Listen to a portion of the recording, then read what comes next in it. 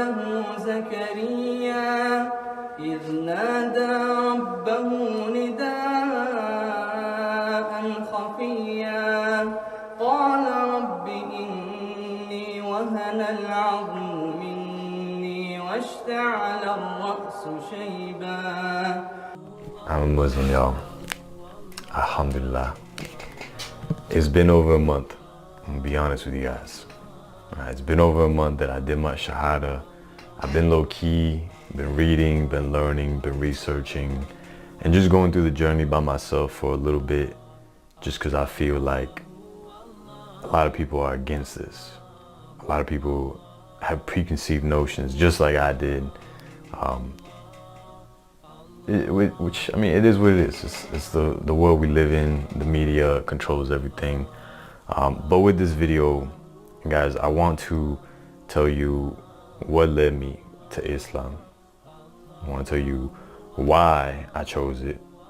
I want to tell you what did I think before and what do I think now that I am a Muslim. Why did I choose Islam? Or more importantly, what led me to Islam? Alright, so a little backstory. I was born into Catholicism. Not like 100% practicing Catholicism, but Catholicism nonetheless. My mom was Catholic. My grandma was Catholic. I can't say my dad was Catholic. I think my dad didn't have any religion at the time, or if he did, it was kind of like a very loose form of Christianity, maybe even agnostic. Alright, so there was no set path. Because there was no set path, that's what kind of led to me wandering around for a lot of years before I came onto Islam. Alright, so I was born into that. My parents got a divorce early. So my mom never forced us to practice Catholicism, but she was teaching us all about it. So like we kind of had that belief, which I'll get into that more in a second here, which if you're Muslim and you're watching this, you already know what I'm about to say. But we kind of had that belief, that inner belief in something. Right? And you know, as the years passed by, my mom had gotten with some dude who was pretty much like a stepfather at the time. He was Christian, but he was a crooked Christian, I should say, because his actions didn't line up with his words and his beliefs. Right? He believed in God, but dude abused me for like most of my childhood. So, I mean, there's that. Now, I'm not saying I'm judging him, I'm judging Christianity or any of that stuff based on what he did. I'm just saying that like that led even more to me not having a solid foundation for as to like what I was, who I believe, or what I believed in, and just having a set path to walk on. And then from there, I remember my sister had a baby, passed away around like 6, 7, maybe 8 months old. And at that point, it's just like there had been so much that happened negatively in my life. I had been through all that abuse. I was just having such a hard time. Then that happened with my sister that it's like I just questioned. I questioned God. I questioned there even being God. I was like, you know what, there's no way that there's a God if something like this happens, if I'm going through something like this, if other people are suffering and going through all these things. So I became atheist for, I want to say, maybe like 3-4 years. And the entire time I was atheist, like, yeah, I looked into science very strongly. And anytime someone would try to bring up God or would try to bring up religion or anything spiritual, I would shut them down, and I would try to say all these things and try to prove that God wasn't real. I would try to prove that everything that they were believing in, everything that they were thinking of, everything that they were saying was just dumb, just not real, that it was just retarded, for lack of better words. And I hate to say that, but I mean, that's the truth. That's what I did. And I was very miserable during the time that I was atheist. And I remember there were bits and pieces or bits and parts where I was with this girl and she was Christian, so she would always bring me to church, but it's like I never vibed with it. I never really vibed with it. And then her and I, we ended up breaking things apart. It was like 2015. Then I ended up meeting my ex, which was my fiance. It's the one I was engaged to. She was Christian. Her family was very, very Christian, and her mother was literally a believer. Like, if you ever seen a believer, like, this is someone who's legit a believer. She was very strong in her faith, and just being a part of that made me want to seek God and to go deeper into it.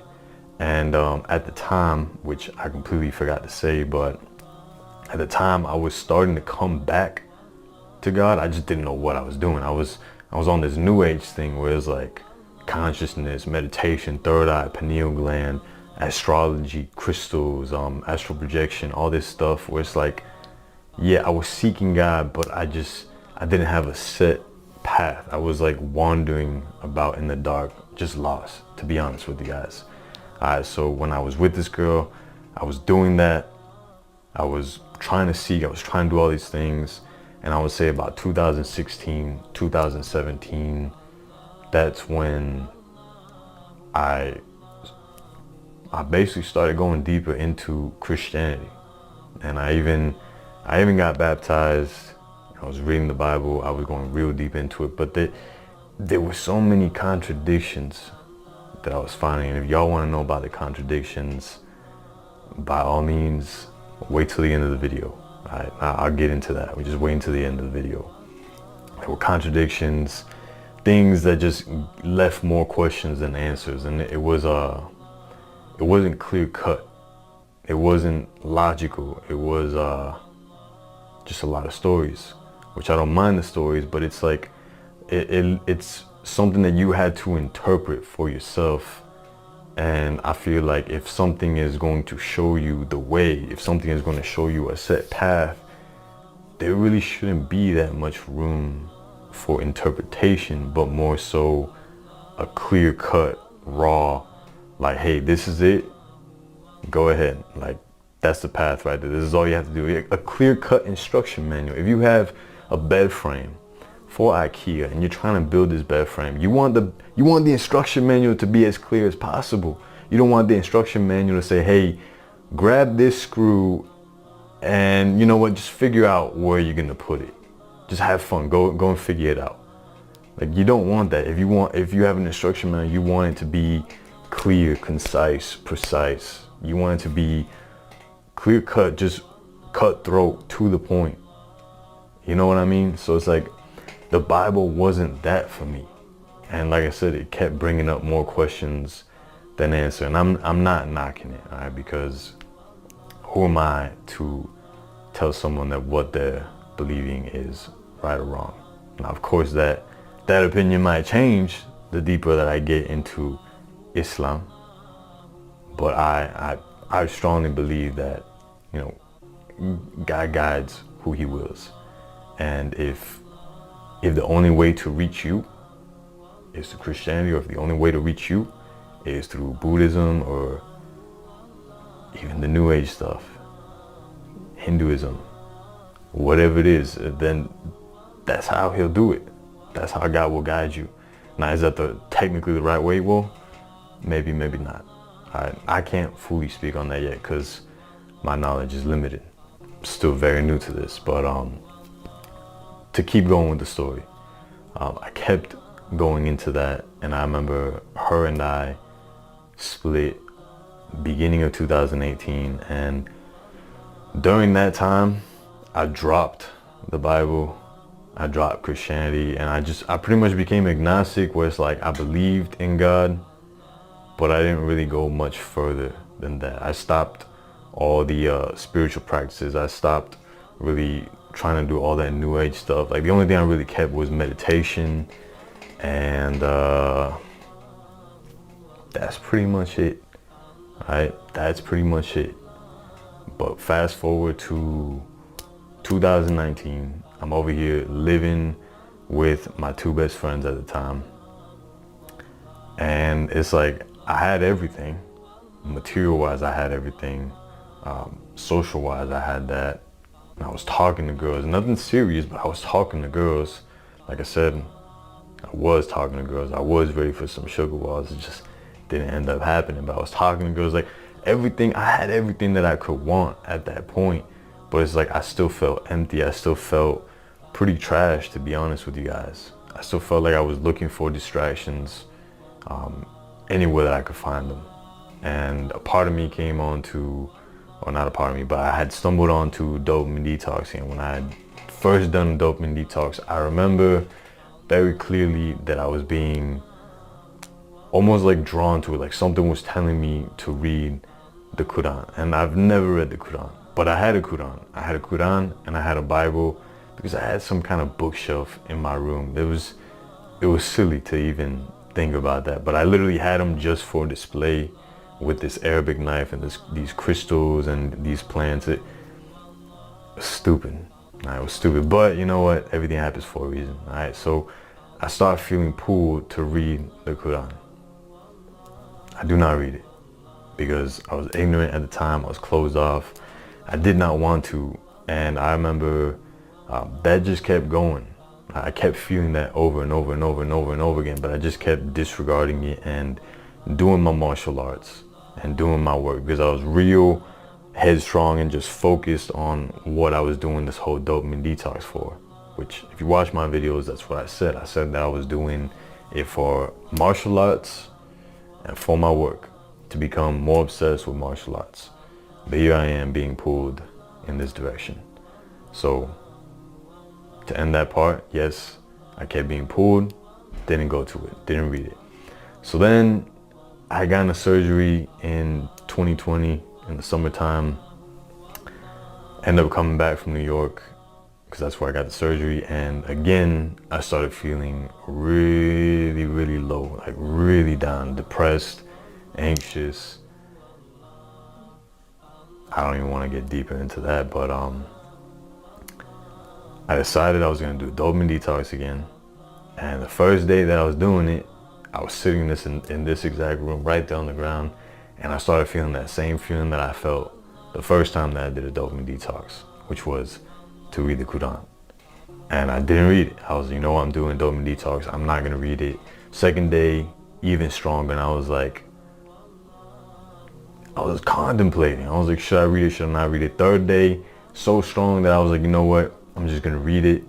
It's a spiritual, holy book. It's not going to be that bad for dopamine detox purposes. And I tell y'all, like, once I started reading this, I want to say like the third day in, so 6 days later of doing the dopamine detox, 3 days later of reading the Quran. I remember after reading it the third time on the 6th day, I sat down to meditate after, and it's just, it all clicked. Like it just all clicked, and I just understood. And it's like, to put it in the most simple words possible, it's as if I had found what I was looking for. And I'm not trying to hype it up, but I felt these waves going through my body, and like I've never felt anything like that. Like, listen, I've done shrooms, I've done acid, I've done coke, I've done ecstasy, I've done Molly. I know they're pretty much the same thing, but I've done them.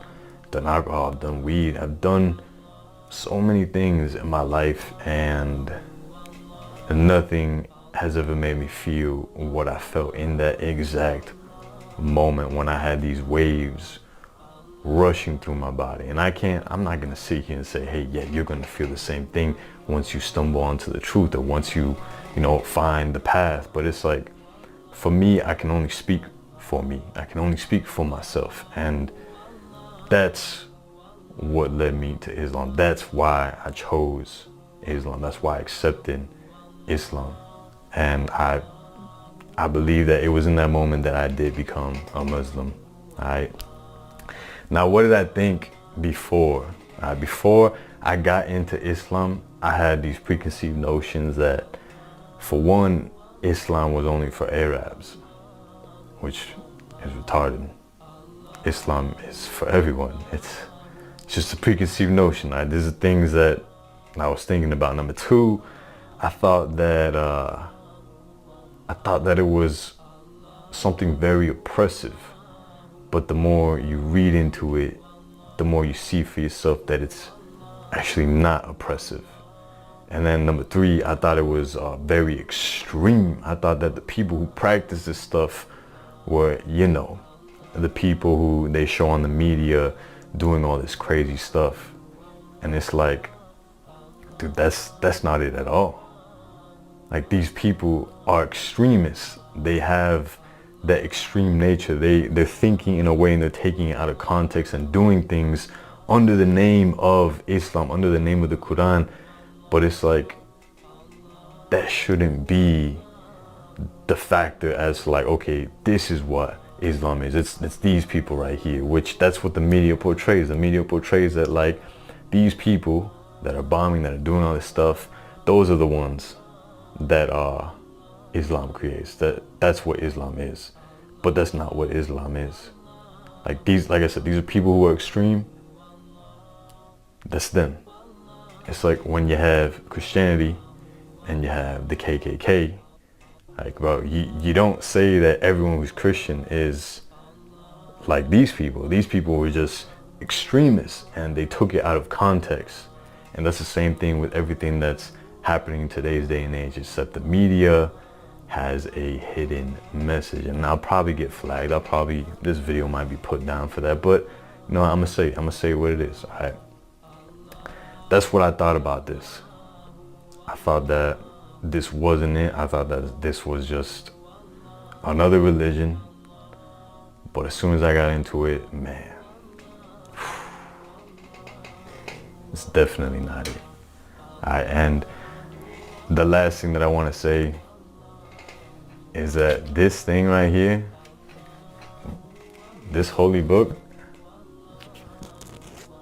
is logical, and it's not this thick. All right, y'all. This is a transliteration and a translation, so it's probably like double the size of an original Quran. But it's logical. It's logical. It's clear cut. It's like I said, you have an instruction manual, and it tells you exactly what to do. There's no room for interpretation. There's no room for guessing. It's not read between the lines. It's no, this is exactly what it is. It's clear and cut. And I'm gonna tell y'all right now, like, I find that to be priceless. I find that to be the only determining factor of like, should you take this path? Should you not take this path? But then again, that's just me. That is just me. I'm just saying here. But to end the video off,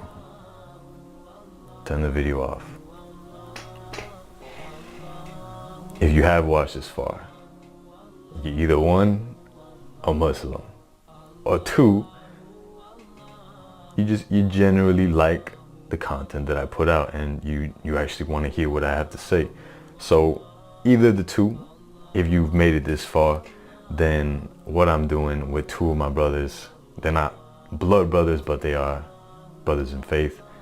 We're making a podcast all about Islam. We're gonna be talking about all the details. We're going to be going in depth, like why Islam logically.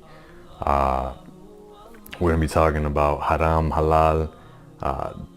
We're going to be going in depth as to like why things are haram, because like that's something that I didn't understand from a non-Muslim point of view when I wasn't a believer. I didn't understand why there were these things that were haram, like music, for instance. Why is music haram? We're going to get into that into the podcast, right? But again, it's a very clear cut and raw podcast. There's no filtering. We're just talking straight up. We're recording our conversations and we're putting them up there. All right, so if that's something that you're interested in, stay tuned. I will be announcing it throughout the next few weeks. I'll be announcing little things here and there, and then I want to say in like 2-3 weeks, that's when the actual channel is gonna drop, and we're gonna have it on iTunes, Spotify, I believe, just all the platforms, because we're gonna have the visual and we're also gonna have the audio as well. So if that's something you're interested in, like I said, just stay tuned for it. It's coming. It is coming. But with that being said, enjoy the rest of your day, and I hope the video might have helped, at least in one way, shape, or form. But enjoy the rest of your day, and remember that the time is now.